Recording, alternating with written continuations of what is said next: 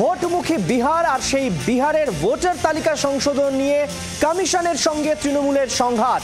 Supreme কোর্টের দ্বারস্থ তৃণমূল সাংসদ মহুয়া মৈত্র।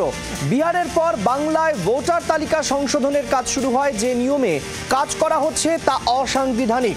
26-এর ভোটে বিজেপিকে সাহায্য করাই মূল উদ্দেশ্য, কৃষ্ণনগরের সাংসদের অভিযোগ। বিহারের ভোটে নয়া তালিকা সংশোধন বিজ্ঞপ্তি নিয়ে দিল্লিতে কমিশনে নালিশ জানায় তৃণমূল।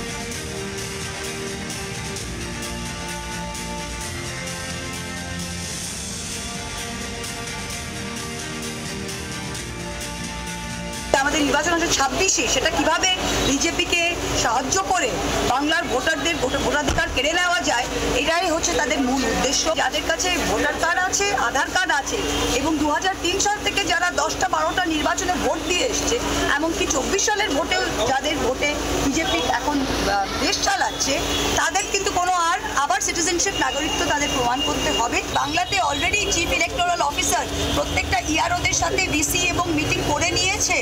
বাংলাতেই আপনারা এটা ভাববেন না, এই ভুলটা করবেন না যে যদি হবে, বাংলাতে অবশ্যই হবে। ওদের প্ল্যানটাই এটা যে বিহার করেই বাংলা শুরু করবে।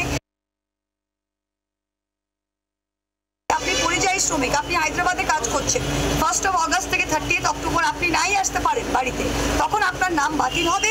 এবং এখন যেরকম ডিলিশন হলে আপনাকে একটা সুযোগ দেওয়া হয় হিয়ারিংয়ে, সেই সুযোগটাও দেওয়া হবে না। আপনি বাতিল হয়ে যাবেন, আপনাকে আবার ফর্ম 6 ভরে নিয়ে নতুন করে ভোটারি করতে হবে। এতে গরিব মানুষ, পিছিয়ে পড়া মানুষ, নিরক্ষর মানুষ এবং যারা ভ্যালিড ভোটার, তাদের কিন্তু ভোটাধিকার নেওয়া হবে। এটা কমপ্লিটলি অসাংবিধানিক। তাই জন্য এটা নিয়ে মমতাদি বিস্তারিতভাবে বলেছেন এবং আমি কোর্টে গেছিলাম।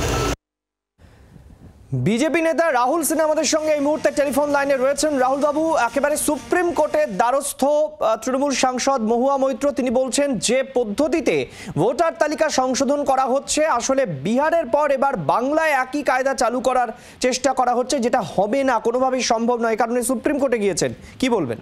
না, বিষয় হচ্ছে বিহারে যখন দেখছে ভুয়া ভোটারদের নাম বাদ চলে যাচ্ছে, অনুপ্রবেশকারীদের নাম বাদ চলে যাচ্ছে, এখন পশ্চিম বাংলায় তো অনুপ্রবেশকারী আর ভুয়া ভোটারে তৃণমূল কংগ্রেস ভরে রেখেছে, আর ওটাই তৃণমূল কংগ্রেসের মূল শক্তি। আর যখন দেখছে যে এই নামগুলো চলে গেলে তাহলে তো তৃণমূলের শক্তি বলতে আর কিছু থাকবে না। এমনিতেই ভোটের পার্সেন্টেজ বিজেপির সাথে 3-4%, আর সেখানে যদি ভুয়া ভোটাররাই চলে যায় তাহলে তৃণমূলের আর রইল কি? সেই কারণের জন্য এখন যে কোনো মূল্যে এটাকে আটকাবার জন্য চেষ্টা হচ্ছে। আর আমি মনে করি যে কোনো আদালতই অন্ততপক্ষে ভুয়া ভোটার থাকুক এই প্রক্রিয়াকে সমর্থন করবে না। অতএব প্রত্যেকেই চাইবে যে ইলেকট্রাল রোল দোষ মুক্ত হোক, অনুপ্রবেশকারী এবং ভুয়া ভোটার মুক্ত হোক। আর যে কারণে ভোটার লিস্টকে মুক্ত করার জন্য ইলেকশন কমিশন যে পদক্ষেপ গ্রহণ করেছে, সেই পদক্ষেপে তৃণমূলের গাত্রদাহ হতে পারে, কিন্তু বাকি কোনো রাজনৈতিক দলের গাত্রদাহ নেই। এখানে কংগ্রেসও চাইছে, সিপিএমও চাইছে, বিজেপিও চাইছে, সব পার্টি চাইছে ভোটার তালিকা সংশোধিত হোক। বাংলার আওয়াজ, বাঙালির আবেগ, জি 24 ঘন্টা।